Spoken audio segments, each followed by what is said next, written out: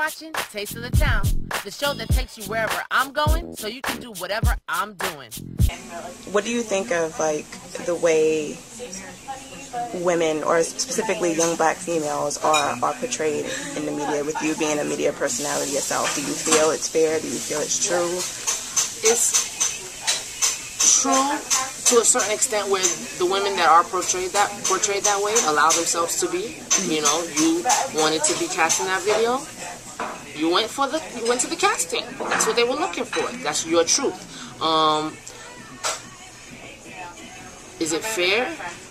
It's not fair that we don't have a wider spectrum to show. It's not fair that people that are doing the castings aren't looking for, you know, dark skin, Amazon, you know, like that, or regular looking girls.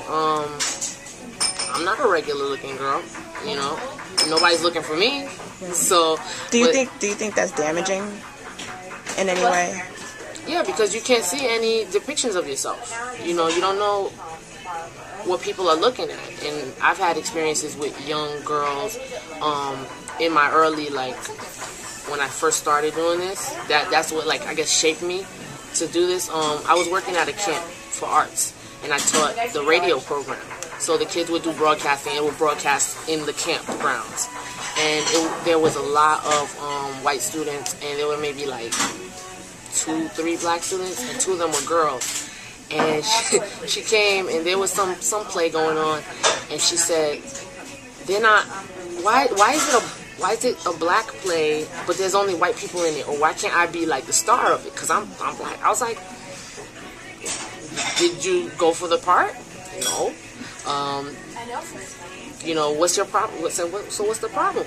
So what's the problem? And then what's the problem with all these people? What's the problem with white people? She was like, "I don't know. I don't know. They rubbed her the wrong way." I don't remember exactly what her complaint was. And I just said to her, "Yo, you see me?"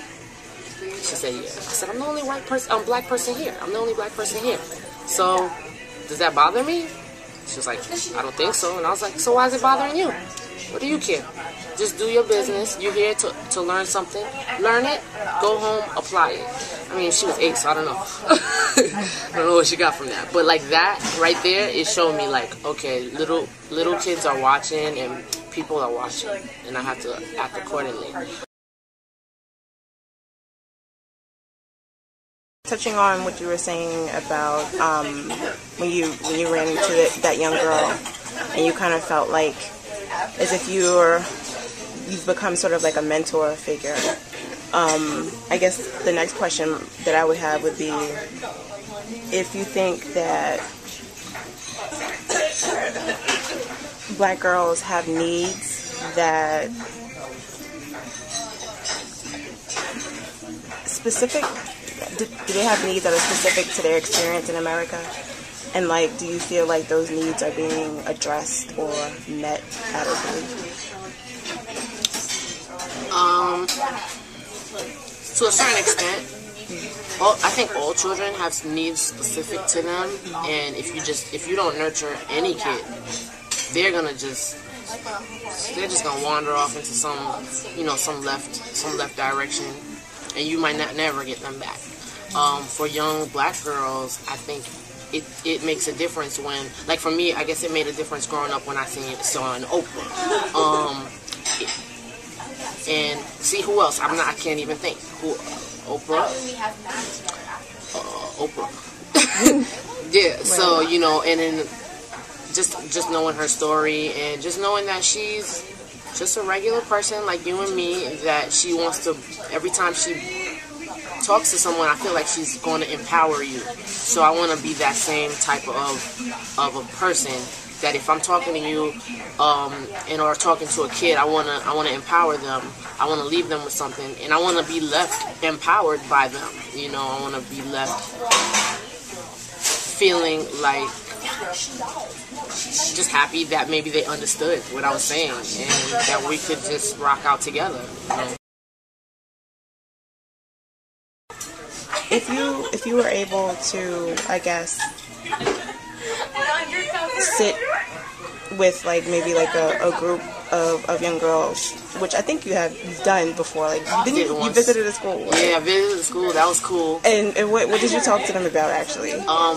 I was nervous because it was my first time talking to a room full of girls, and they were all like in high school. So I was thinking, like, am I cool enough? Like, have I been out of here too long? Like, do they even care? So, and then there was like a lawyer, and there was an actress, like she was in the Traveling Pants movie, and I was like, oh, okay. So I was trying to be cool, and I just talked to them about basically the stuff that I felt that nobody told me, because I didn't have a mentor, and I don't have any really. I have people that I look up to, that I take from their lessons, but I've never had a mentor, and I think that's a problem. I mean, it hasn't been a problem for me because I figured it out. I feel like I figured. But what about that girl that can't figure it out? That's why it's a problem. I don't know how I don't know if there's a program out there. I don't know. That's why I just figured if anybody has a question, I try to answer it. And I find that for women, I've noticed that women are almost each other's worst enemies. It's extreme. It's either you support, like, sister girl, or you're like, yeah, bitch, really? Okay. And where do you think that comes from? I don't know where that comes from. I think we've all been conditioned to hold things in our heart and not give it away.